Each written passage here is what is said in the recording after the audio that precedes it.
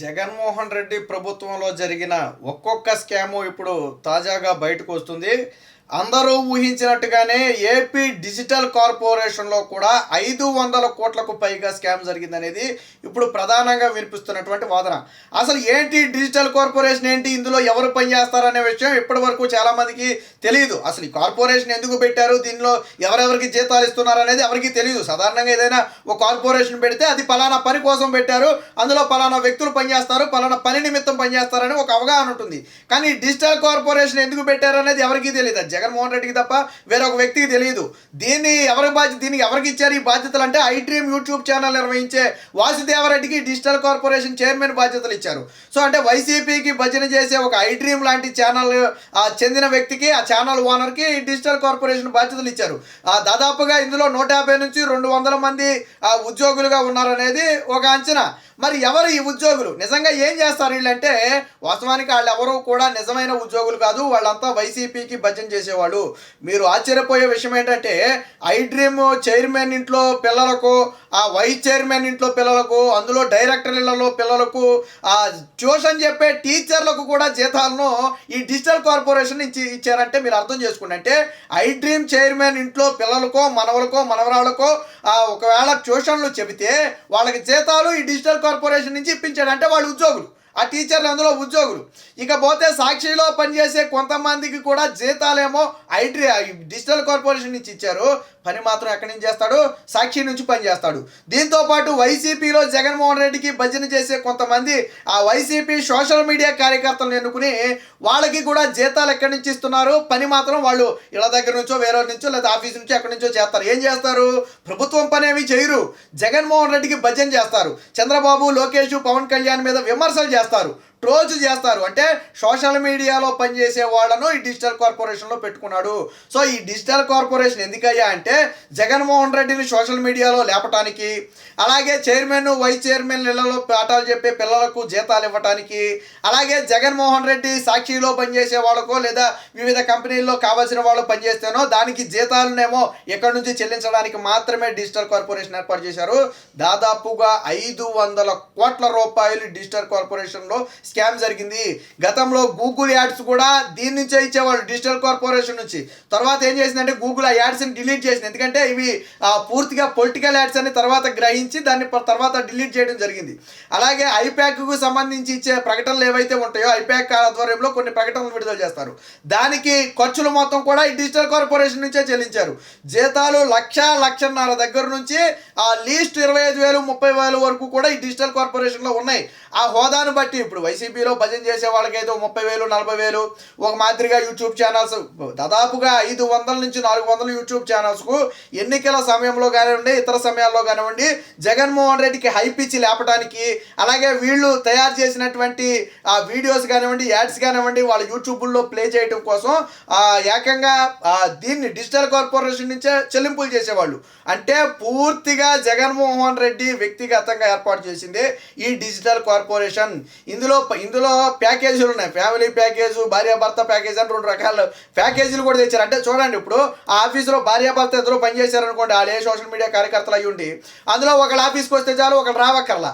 అలాగే ఫ్యామిలీలో కూడా కొంత, ఇప్పుడు ఏ కంప్యూటర్ ఆపరేటర్ ఉన్నాడు అనుకోండి, అలాంటి వ్యక్తికి ఇంకొక 2-3 వాళ్ళ కుటుంబ సభ్యులకి అందులో పోస్టులు కూడా ఇస్తారంట. సో ఇలా ఒక రకంగా కాదు, 2 విధాలుగా కాదు, అనేక రకాలుగా డిజిటల్ కార్పొరేషన్ మొత్తాన్ని కూడా భ్రష్టు పట్టించారు. జగన్మోహన్ రెడ్డి భజన చేయటం కోసమే పూర్తిగా ఈ డిజిటల్ కార్పొరేషన్ అయితే ఏర్పాటు చేశారు. దీని మీద పూర్తి స్థాయి విచారణ జరగాలి. ఇప్పుడు ఈ డిజిటల్ కార్పొరేషన్లో జీతాలు తీసుకున్న వాళ్ళు అందరూ నిజంగా ఉద్యోగులా కాదు, దీని మీద పూర్తి స్థాయి విచారణ జరిపి అవసరమైతే రికవరీ చేయాలి. దీనికి ఎవరైతే చైర్మన్గా వ్యవహరించినటువంటి వాసుదేవరెడ్డి ఉన్నాడు, ఆయన మీద కేసు నమోదు చేసి విచారణ కూడా చేయాలి. ఎందుకంటే పూర్తిగా తప్పుదోవ పట్టించే విధంగా నిధుల మొత్తాన్ని కూడా దుర్వినియోగం చేశారు. ఇందులో చాలా చెల్లింపులకు లెక్కపత్రాలు లేవంట. ఈ డిజిటల్ కార్పొరేషన్లో జరిగిన చెల్లింపులకు చాలా వాటికి లెక్కపత్రాలు లేవు. ప్రభుత్వం నుంచి డిజిటల్ కార్పొరేషన్కి నిధులు విడుదల చేస్తున్నారు, వాటిని ఇష్టం వచ్చినట్టు ఖర్చు పెట్టుకుంటున్నారు. సో ఇందులో తీసుకునే ఉద్యోగులు కూడా ఒక ప్రాతిపాదిక లేదు, ఒక ఇంటర్వ్యూ కానీ, ఒక ప్రాసెస్ కానీ, ఇలాంటివి ఏవి కూడా లేకుండానే వీళ్ళని తీసుకున్నట్టుగా రికార్డ్స్ చెబుతున్నాయి. అంటే వాళ్ళకి కావాల్సిన వాళ్ళని తీసుకుని అందులో పెట్టుకున్నారు. పూర్తిగా ఒక రకంగా చెప్పాలంటే వైసీపీ సోషల్ మీడియా ప్రధానంగా కీలకంగా వ్యవహరించే వ్యక్తులందరూ కూడా ఈ డిజిటల్ కార్పొరేషన్లోనే ఉద్యోగులుగా చూపించి వాళ్ళకి జీతాలు ఇచ్చారనేది ప్రధాన ఆరోపణ. రేపు ప్రభుత్వాలు మారాయి కాబట్టి ఖచ్చితంగా ఎవరెవరికి జీతం ఇచ్చారు, ఎంతమంది ఉద్యోగులు ఉన్నారు, ఈ జీతం తీసుకున్న వాళ్ళు వైసీపీ పార్టీకి చెందిన వాళ్ళ కాదనేది పూర్తి స్థాయిలో విచారణ జరగాలి. ఈ డిజిటల్ కార్పొరేషన్లో జరిగినటువంటి 500 కోట్లకు పైగా జరిగినటువంటి స్కామ్ ఏదైతే ఉందో దీన్ని మొత్తాన్ని కూడా బయటికి తీయాలి. ఒక ముక్కు మొహం తెలియని చాలా మందికి డిజిటల్ కార్పొరేషన్ అంటే ఏంటో తెలియదు, వాస్తవానికి ఇది ఉందని కూడా చాలా మందికి తెలియదు. ఒక ముక్కు మొహం తెలియని ఒక కార్పొరేషన్లోనే దాదాపుగా 500 కోట్ల రూపాయలు స్కామ్ చేశారు అంటే ఇక మిగిలిన పెద్ద పెద్ద కార్పొరేషన్లో ఎంత స్కామ్ జరగకూడదో ఒకసారి మనం అర్థం చేసుకోవచ్చు. సో దీని మీద పూర్తి స్థాయి విచారణ జరిగితే తప్ప ఇవన్నీ కూడా బయటకు వచ్చే అవకాశం లేదు. ఎవరైతే వాసుదేవరెడ్డి ఐ డ్రీమ్కి చెందినటువంటి యజమాని ఆ డిజిటల్ కార్పొరేషన్కు చైర్మన్గా వ్యవహరించాడో తక్షణమే ఆయన్ని విచారించాలి. ఐ డ్రీమ్ అంటే మనకు తెలుసు కదా, పూర్తిగా జగన్మోహన్ రెడ్డి భజన చేసే ఛానల్.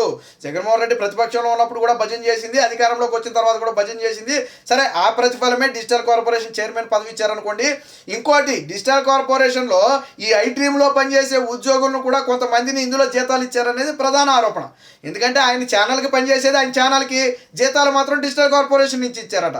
సో ఇవన్నీ కూడా, ఈ అక్రమాలు ఇవన్నీ కూడా, లావాదేవీలను కూడా ఖచ్చితంగా బయటికి రావాలి. ఎందుకంటే డిజిటల్ కార్పొరేషన్ ద్వారా జరిగినటువంటి నిధుల దుర్వినియోగం అనే దాని మీద విచారణ జరగాలి. రాబట్టే అవకాశం ఉంటే ఆ నిధుల మొత్తాన్ని కూడా తిరిగి రాబట్టాలి. భవిష్యత్తులో ఇలాంటివి జరగకుండా కఠిన చర్యలు తీసుకోవాలి.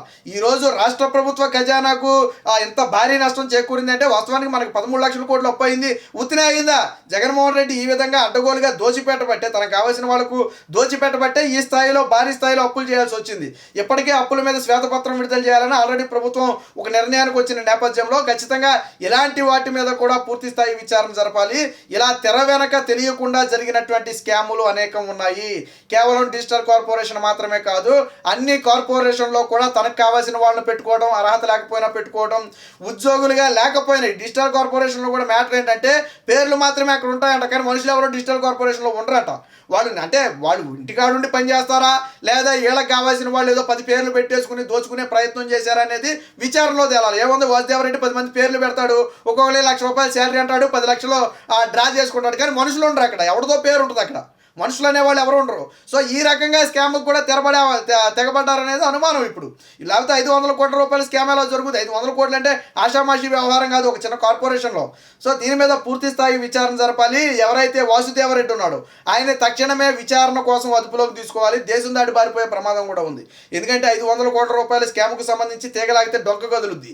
వాసుదేవరెడ్డి దగ్గర లాగితే జగన్మోహన్ రెడ్డి దగ్గర కదిలే అవకాశం ఉంది, తాడేపల్లి ప్యాలెస్లో కదిలే అవకాశం ఉంది.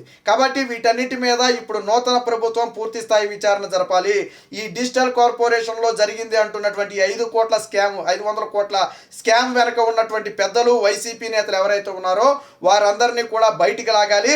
వారి మీద కఠిన చర్యలు తీసుకోవడంతో పాటు అవసరమైతే నిధుల రికవరీ కూడా చేయాలని చెప్పి ఇప్పుడు అందరూ కోరుకునే పరిస్థితి.